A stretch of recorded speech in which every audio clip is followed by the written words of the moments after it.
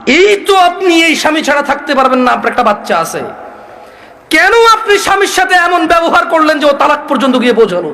ওর উপায় কি? ওই বেচারার উপায় কি? ধরলামও খারাপ, ওর চেয়ে নিকৃষ্ট পুরুষ আর এই পৃথিবীতে আমি ধরে নিলাম। আপনি যদি ওর সাথে এমন ব্যবহার করেন যে ও তালাক দেওয়া ছাড়া রেখে উপায় নাই, একটা ঘরে আগুন লেগে গেছে, বের হবে না মানুষ? মানুষ বের হবে না?